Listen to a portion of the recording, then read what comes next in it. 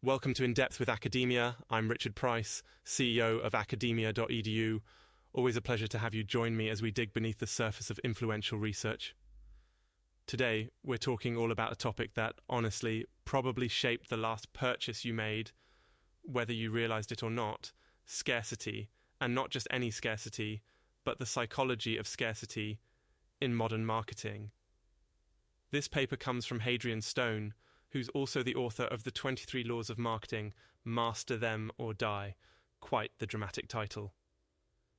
Before we jump in, I want to remind everyone, I'm here to neutrally present what the paper offers. I'm not here to endorse, challenge, or refute. Think of me as your friendly guide through today's research landscape. Okay, so let's get started. The core question Hadrian Stone asks is, why do we lose our rational minds as soon as we're told something is running out? Why is scarcity, whether it's a limited edition sneaker or a nearly sold out concert, such a powerful motivator? And critically, what does this mean for modern marketing strategies? Now, it might seem obvious at first: if there's less of something, people want it more, right? But this paper dives deeper.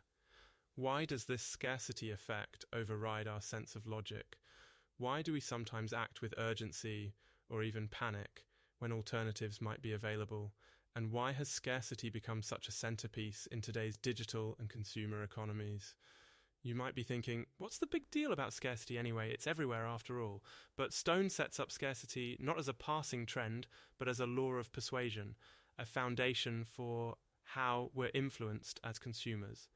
He pulls from both psychology and economics, even dipping into some big names like Robert Cialdini. If you've heard of the famous influence book, that's the one. Stone highlights two big insights.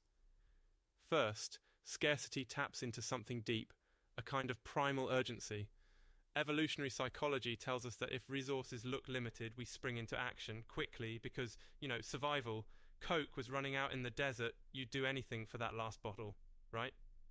Okay, maybe not anything, but you get what I mean.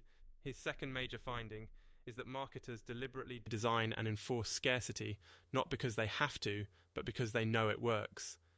And it's not always artificial. Sometimes things genuinely run out. But more often than not, those waiting lists, limited drops, and sold-out banners are strategic. Let's look at some examples Stone gives. Luxury brands like Hermes intentionally restrict how many Birkin bags they produce. Is it because they can't make more? Not exactly. It's about making the product desirable precisely because it's so hard to get. So folks feel special, almost lucky, to even be on the waiting list. The result? Those bags achieve legendary status. Same story in the digital age with companies like Supreme or Nike. Stone notes how limited time drops transform shopping into an event, a spectacle. Instead of products sitting on a shelf, they're released in bursts, announced by countdown clocks. And when they sell out, boom, everyone wants them even more. It's like musical chairs. You don't want to be the one left standing without a seat. Or maybe it's more like Black Friday stampedes, but online. Funny thing, I once tried snagging a pair of limited sneakers online. Yeah, I didn't even like them that much, but the timer, the hype, suddenly I was irrationally invested. Anyway, I didn't get them, so I guess scarcity works. But, and this is key, Stone claims scarcity has evolved from a clever trick to an actual structural law of the marketplace. In the 23 Laws of Marketing, he argues that successful brands don't just use scarcity as a tactic, they build their entire strategy around it. Scarcity isn't a sideshow, it's the main event. That's a pretty bold assertion, and just as a reminder, these are Stone's claims, not mine. I'm presenting his ideas, not championing them. Now, what does this all mean for you, the listener? Well, the next time you see only 2 left in stock or get an invite to an exclusive limited edition release, you'll understand there's a psychology at work. Maybe it'll help you pause, reflect, and ask, is this a real opportunity, or am I being nudged by the power of scarcity? On the flip side, if you're a marketer or entrepreneur, maybe you'll see why scarcity strategies, when done transparently, can truly move the needle. I think this paper reminds us that academic research isn't about absolute truth. It's about giving us insights sparking questions and sometimes making us see the world a little differently.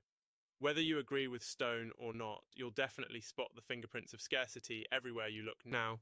So next time you reach for something almost gone, take a breath. You might just realize your instincts are being guided by rules decades or centuries in the making. That's it for today. Thanks for joining me on In Depth with Academia. Until next time, keep questioning, keep exploring, and maybe don't panic if that item's almost out of stock.